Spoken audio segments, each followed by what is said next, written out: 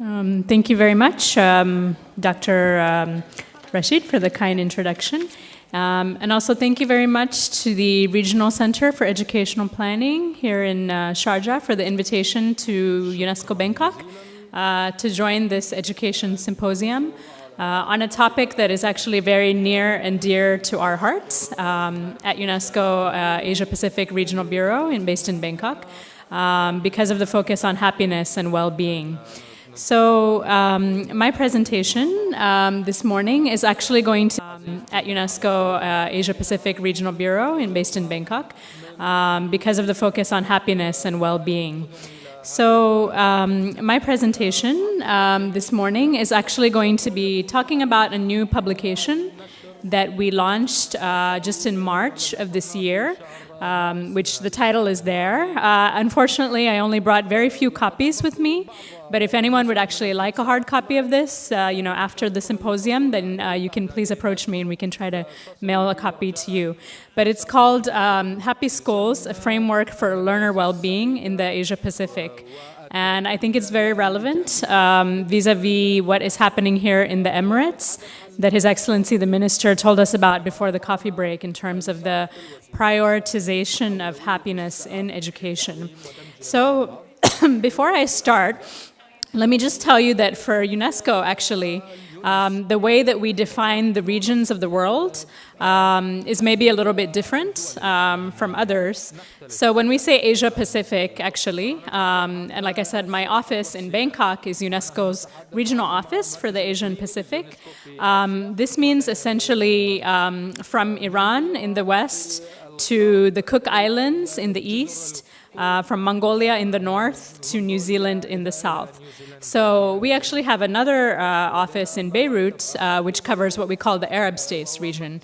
So the Asia Pacific, as reflected in this publication, actually does not cover this particular part of the world, the Arab states.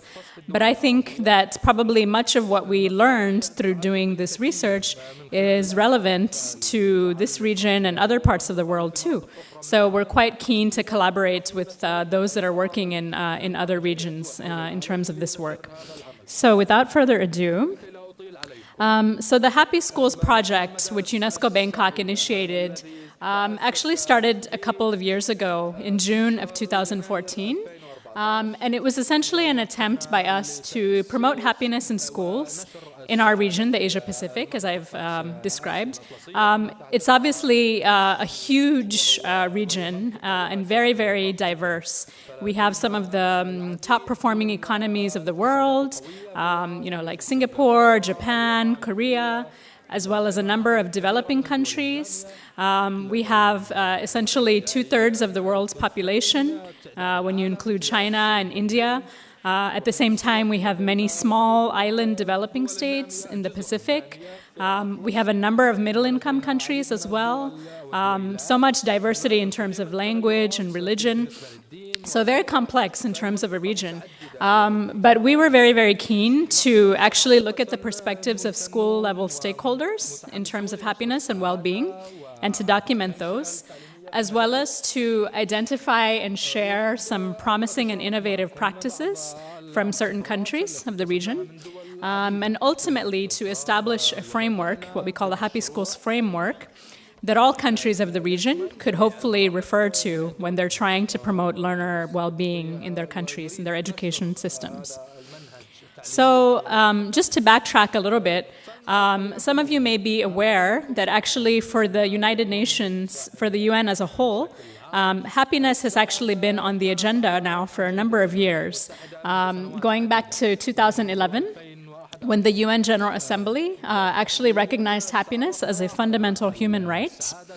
And a year later actually declared the International Day of Happiness, which I don't know if everyone is aware, but it's now observed every year on the 20th of March. It's the International Day of Happiness. And then, as the colleague from Dubai Cares mentioned, we have now a new agenda for sustainable development, the new Sustainable Development Goals, which were adopted last September. And when you look at those goals, you see actually that this idea of well-being is really reflected throughout in a way that it wasn't, I would say, back with the Millennium Development Goals before. So this is very much on the international agenda and for the UN specifically. So looking specifically at the Sustainable Development Goal number 4, which is the one on quality education.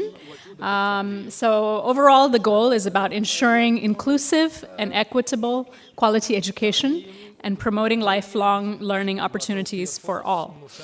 And this was actually really put forth at the World Education Forum that happened last May, in Incheon, in the Republic of Korea, which led to a declaration that really gave all of the background, all of the targets, and the principles behind this goal.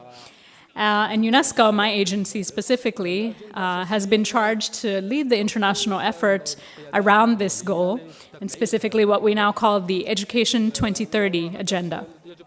So well-being is, you can sort of see reference to that throughout the Incheon Declaration and throughout the text around the goal. There are a number of different targets that are put forth in order to achieve the goal. And one of the targets, specifically the target 4.7, I think is very relevant to what we're discussing here today, because it refers to a number of competencies that education systems are supposed to be promoting, which are also recognized as character strengths. So target 4.7 is the one that talks about the knowledge and skills needed to promote sustainable development.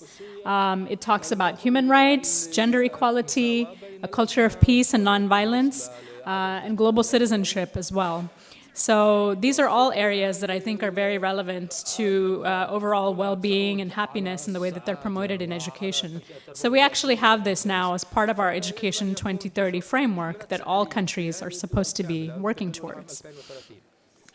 So in terms of UNESCO specifically, and why we are interested in this, beyond the global mandate, of course, I think it's really a part of our core mandate, because back when UNESCO was established, all the way back in 1945, actually in our Constitution, it says that since wars began in the minds of men and women, we added later on, it is in the minds of men and women that the defenses of peace must be constructed.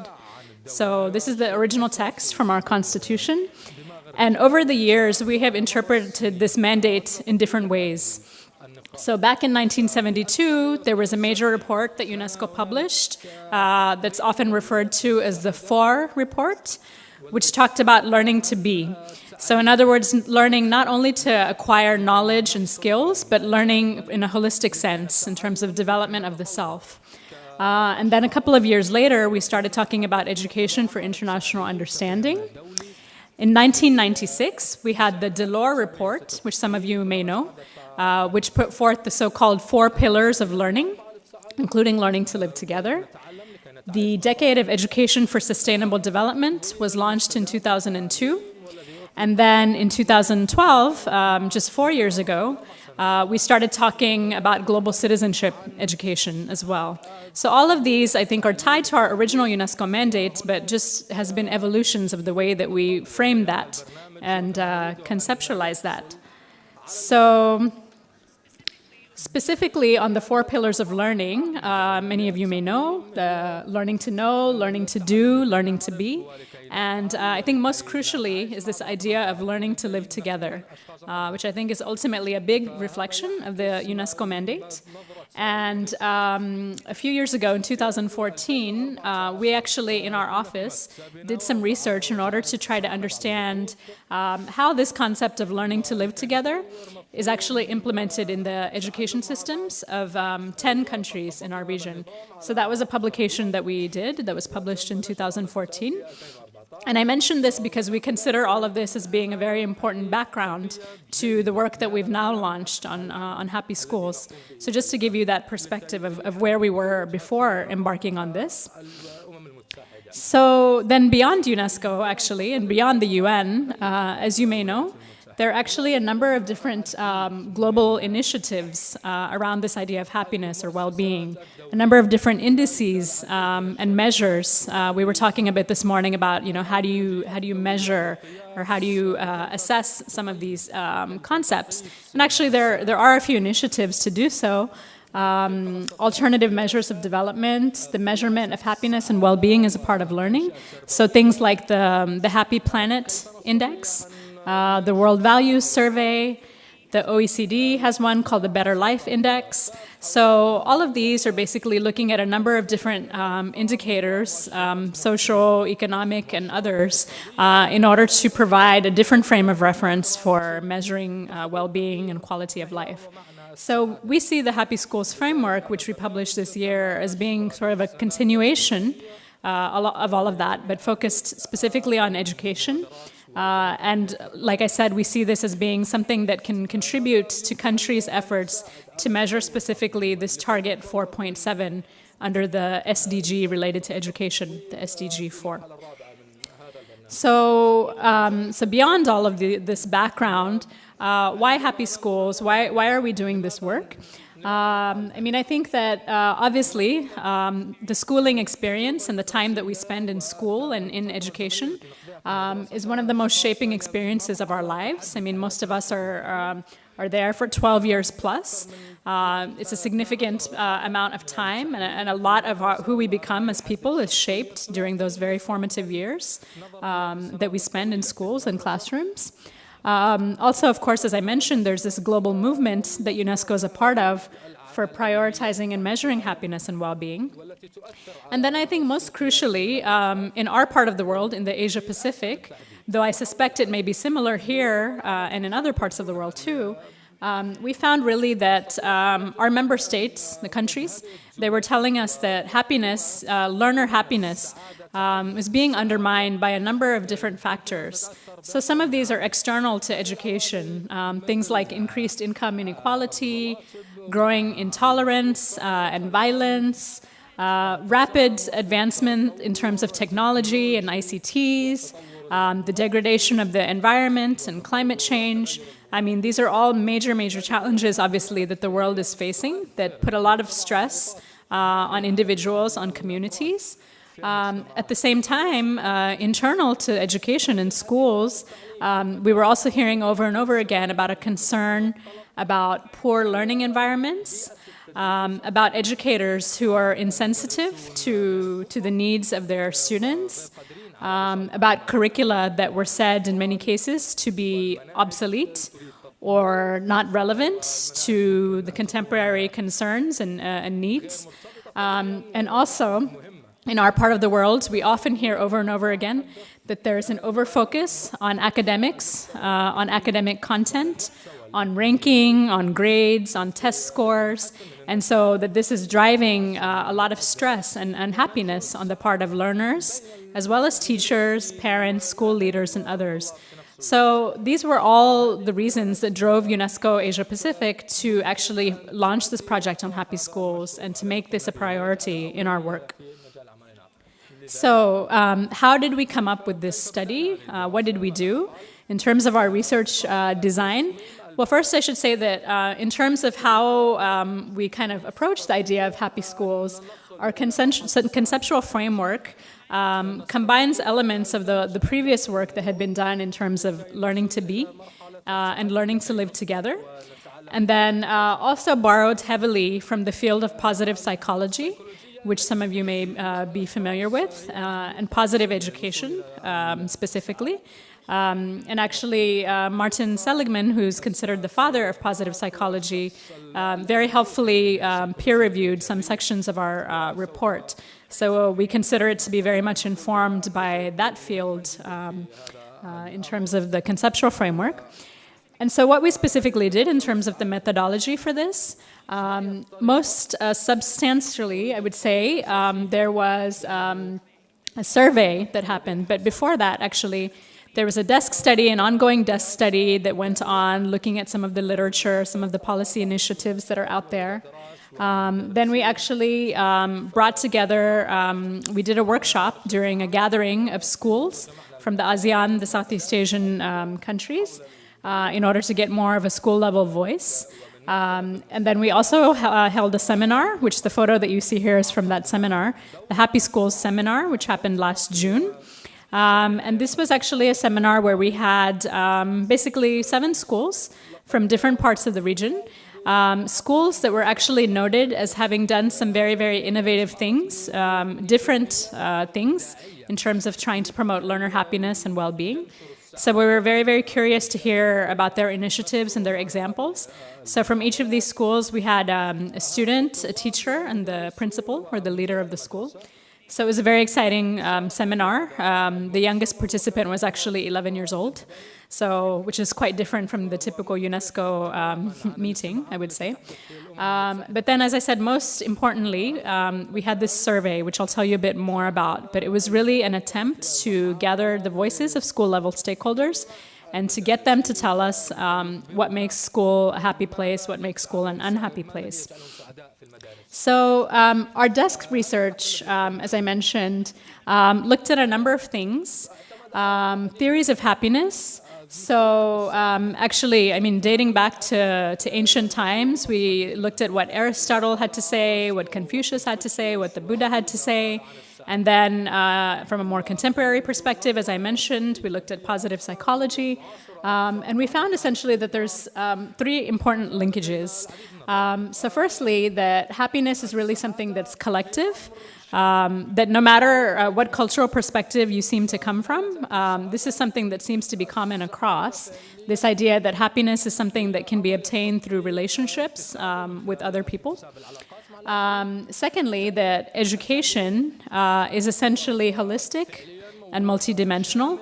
It's not simply about the acquisition of knowledge and skills, but actually about the development of the person. And then it might seem obvious, but that education can lead to happiness, but can also be a source of happiness in and of itself. And so ultimately, what the report is saying is that we can learn to be happy, but we can also be happy to learn. Which might sound very obvious and very simple, but I think, I mean, when you kind of get into the report and read more about it, it sort of implies a big shift in terms of the traditional way that we think about schooling. And so this was, what we found in terms of the theory and the philosophies that we investigated in terms of developing this report. As part of the desk research, we also looked at happiness, well-being as it's prioritized in the policy, education policy and development policy of a number of countries in our region. So specifically, we looked at Bhutan, which many of you may know, that they have this concept of gross national happiness, and they, in terms of education, they have a policy of educating for gross national happiness. So we looked at what that was all about and what they're doing there.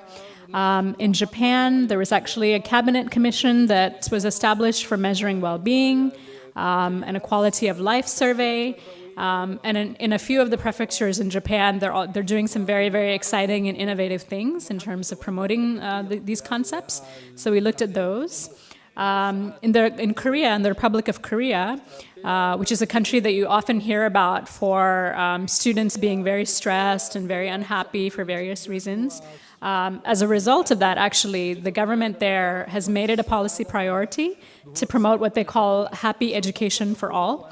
This is the name of their policy, which essentially constitutes getting rid of exams and having an exam-free semester every year during lower secondary, and then doing a number of things, encouraging other types of activities in place of those exams.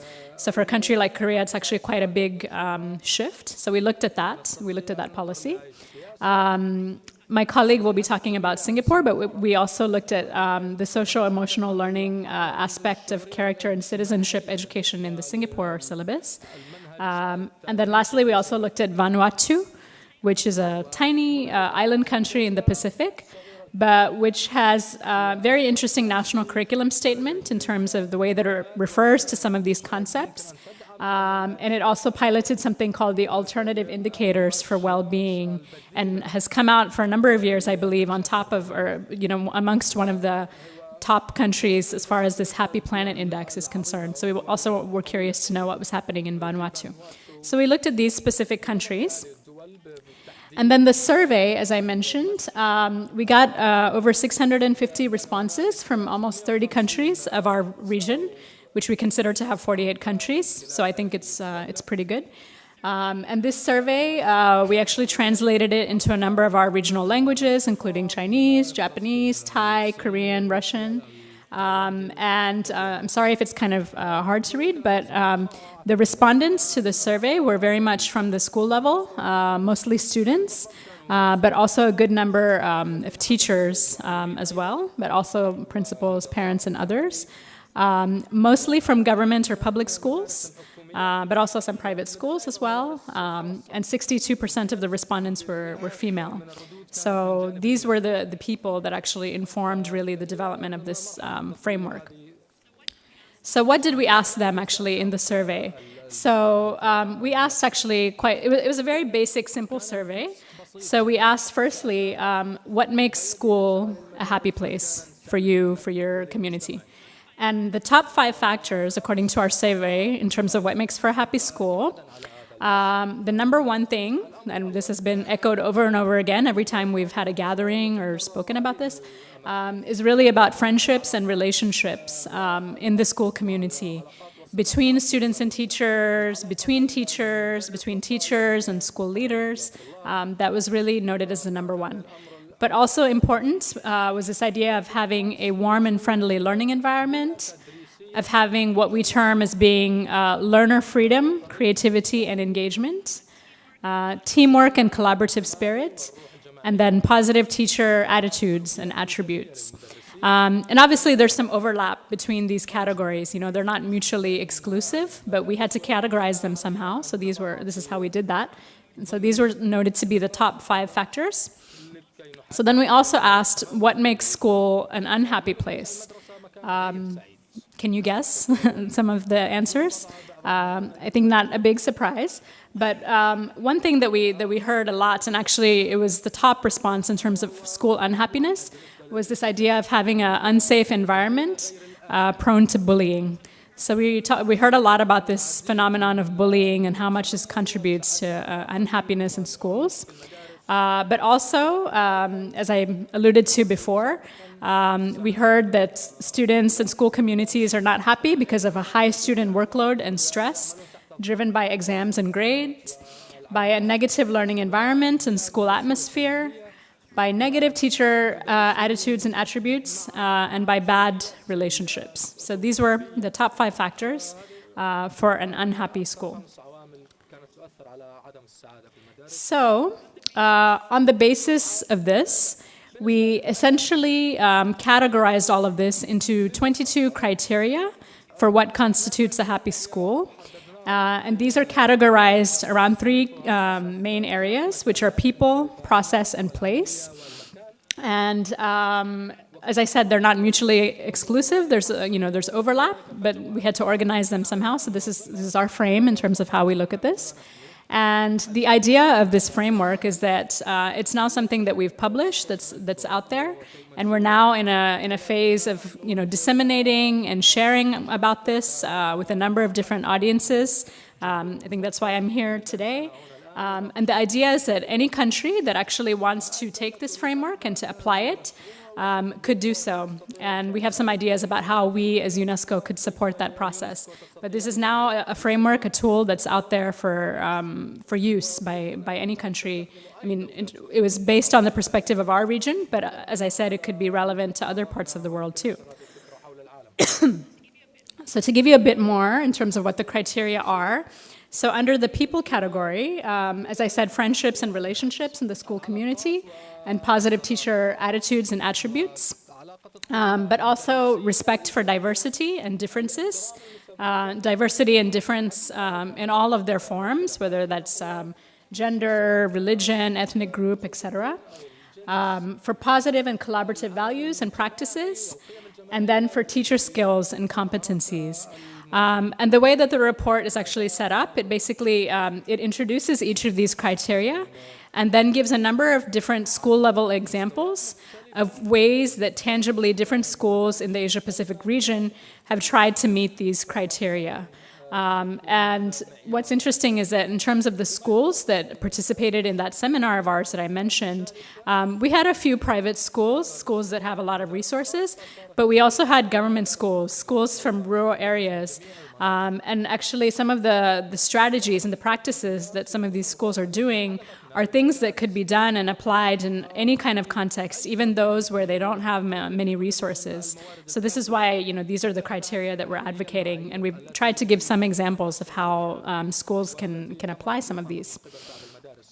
Then in terms of process, so this workload issue, as I said, reasonable and fair workload, teamwork and collaborative spirit, fun and engaging teaching and learning approaches, learner freedom, creativity, and engagement, a sense of achievement and accomplishment.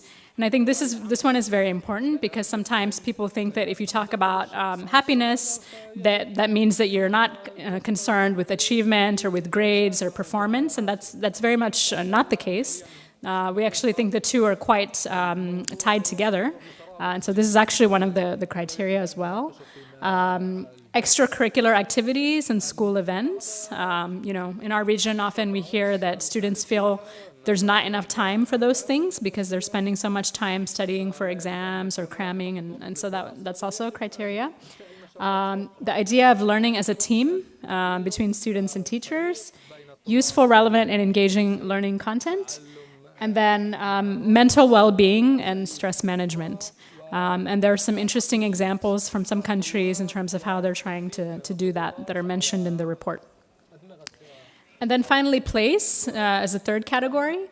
So a warm and friendly learning environment, an environment that is secure and free from bullying, open and green learning and playing spaces to the extent possible, school vision and leadership, positive discipline, good health, sanitation, and nutrition, which we heard about a bit this morning, and then also democratic school management, or at least this concept that different stakeholders in the school should have a voice in terms of school management. So this is the place category.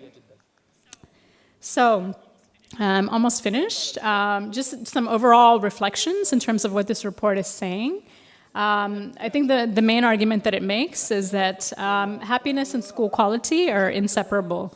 If we talk about this SDG 4 and this idea of quality education, that's something that we simply can't achieve if students and teachers are miserable or are unhappy. And so it's crucial that we pay more attention to this dimension. And an overfocus on the numbers in terms of grades, test scores, can fundamentally undermine learner well-being. And how do we prioritize learner well-being? It requires actually national policies, development policies, education policies that actually put a specific emphasis on well-being and happiness, like you're doing here in the UAE, from what I have learned this morning. Countries actually have to make that statement and that decision at the highest levels of policy and then follow that up on the ground. It would also require a new generation of what we call positive teachers. I suspect that maybe some of you in the room are teachers, so it would be interesting to hear your perspectives on how we can move towards that. And then also about assessment, assessments that actually value and evaluate well-being instead of just the traditional cognitive domains. So fundamentally, like I said, we think that all of this, if we really apply it in the full spirit, it signals a pretty big shift in the way that we think about and define and measure the quality of education. It's something that's quite new for us in terms of UNESCO, but we think that this is very much the right direction to go when we look at the state of the world and the new education agenda that all countries adopted last year. So what are the next steps, for this project, for UNESCO, in terms of promoting this work? So we've been trying to engage in policy dialogue and to facilitate the sharing of promising and innovative practices among countries. So last month, we had a policy seminar in Korea with the Korean Educational Development Institute, where we actually brought together policymakers from a number of countries and introduced this framework. And several of them were actually quite interested in doing follow-up work and in taking that back to their countries. On the basis of that seminar, we're working on developing a very concise, short policy brief that sort of condenses some of the findings of this report and that seminar to actually have something to share with the policymakers. We also recognize that it would be necessary to have advocacy, a campaign of sorts, to actually change mindsets in terms of what a good quality education is. Because we can talk about all of these things, but sometimes, I mean, particularly in our part of the world, in the Asia Pacific, there's a lot of resistance on the part of parents and community members who really, prioritize exams and grades and competitiveness. And if you come with an idea like happiness, and it can sort of ruffle some feathers. So actually, we need to do a lot of outreach and advocacy around the concept of it. So that's something that we're planning in the future. Something that we've thought about is that now that we have this framework and these 22 criteria, that we would need to take it a bit further and actually develop some specific indicators and guidelines if indeed countries want to apply the framework. So that's something we're considering as well. And then lastly, and I think of relevance here, we're keen to actually scale up the framework or parts of it to regions other than the Asia Pacific. Because obviously it's a very big priority here in your country and in other countries in other regions of the world. So I know that our UNESCO headquarters in Paris is quite interested in this work and in potentially making this something global. Not to say that we would just take what we did in the Asia Pacific and saying this is relevant for everyone, because it's not. But to think about making it relevant and adapting it to different parts of the world. So that's something we're very keen to do. If that were to be done, obviously that would also require things like translation into other languages and also engagement with other partners. So that's something we're very keen to explore with anyone here, for example, that might be interested. So that is it. You have here the URL for the full report, as well as our project webpage. Our email address and my email address as well. As I said, I only brought a few copies of the report, but if anyone would like a hard copy, please feel free to email me and I would be happy to send that to you. So thank you very much.